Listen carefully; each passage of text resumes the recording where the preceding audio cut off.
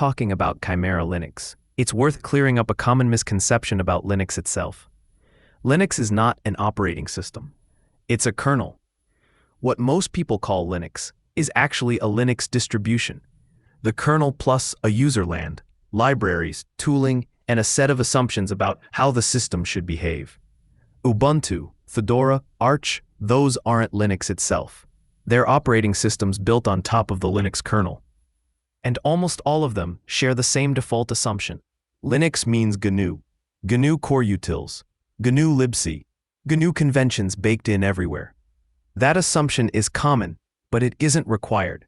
Chimera Linux is a Linux distribution that deliberately breaks from that default. It uses the Linux kernel, but pairs it with a BSD-style userland, along with musl and LLVM instead of glibc and GCC. In other words, it's still Linux, but not GNU Linux. I've chosen Chimera Linux as my daily driver because I like BSD tooling and BSD design philosophy, but I also need Linux's hardware compatibility. FreeBSD, for all its strengths, simply doesn't support some of the hardware I own. Linux does. Chimera exists precisely in that gap. Now, about the name. In Greek mythology, a chimera is a composite creature. Part lion, part goat, part serpent. Not a random mashup, but a single organism made from distinct parts, each retaining its identity while contributing to something new. That metaphor is doing real work here. Chimera Linux doesn't pretend the Linux kernel and a BSD userland are the same thing. It combines them deliberately, without apology. Linux provides the hardware support. The BSD userland provides the tooling and philosophy. It's a chimera in the literal sense, and that alone is enough to unsettle people. People keep telling me Chimera Linux is illogical. That's interesting because what they usually mean is that it's inconvenient. Chimera Linux isn't illogical, it's internally consistent. What it rejects isn't logic, it rejects assumptions. Illogical is doing a lot of work here, so let's unpack it without incense or pitchforks. Short version, Chimera Linux is logically sound. What it isn't is socially convenient or ecosystem compliant. 1. It's Linux without GNU. Why? Because GNU is not Holy Writ, despite the cathedral built around it. Chimera's logic is straightforward. The Linux kernel is not the GNU userland. POSIX exists. BSD userlands exists. Musl exists. LLVM exists. So the real question is, what if Linux stopped pretending GNU was inevitable? That's not illogical. That's skepticism, the healthy kind. 2. It breaks expectations. Yes, that's the crime. People expect glibc GNU core utils behaving exactly so GNUisms, leaking everywhere like oil from a lawnmower. Chimera says, musl, BSD userland, saner defaults, fewer footguns, fewer, but on GNU, Linux, assumptions. Breaking expectations does not equal breaking logic. It just means less compatibility theater. 3. It's niche, impractical, or too pure. This is where people confuse popularity with reason. By that logic, NixOS is illogical. Void is illogical. FreeBSD is illogical. Plan 9 is illogical. None of those claims survive even mild scrutiny. Chimera's design thesis is clear.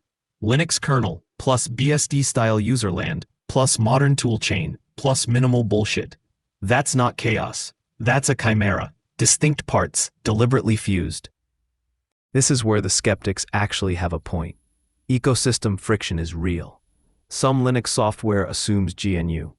Some packages are awkward or unavailable. You will occasionally think, why am I doing this when I could just use NixOS, Alpine, or Void? That's not illogical. That's a trade-off. Chimera optimizes for conceptual cleanliness, technical restraint, and long-term sanity.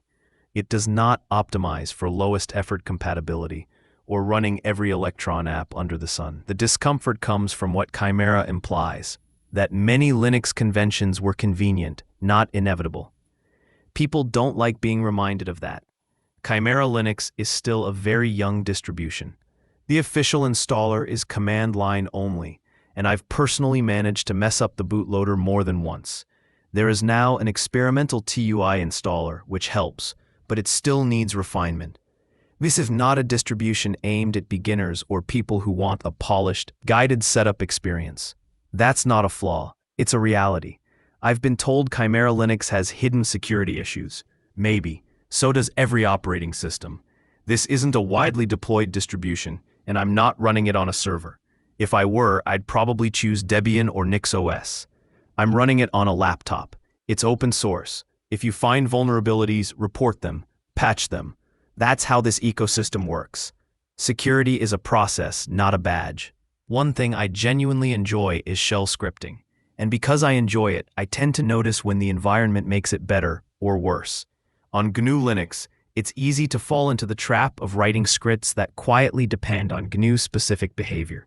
They'll work fine on your machine, then break on FreeBSD or macOS, and you won't know until someone tells you. A BSD userland nudges you toward portability and discipline. It encourages writing scripts that behave predictably instead of accidentally relying on GNUisms. At the same time, the Linux kernel provides the hardware support BSD still struggles with. Once again, it's the same pattern, each part doing what it does best, a chimera by design. I find Chimera Linux to be a beautiful, restrained system. It refuses to treat GNU as destiny. It rejects the idea that there is only one correct way to build a Unix-like operating system. Linux is just a kernel. Userlands are choices. Chimera Linux proves that those choices still matter. Yes, it's inconvenient. Yes, it's opinionated. And that's exactly why it makes sense.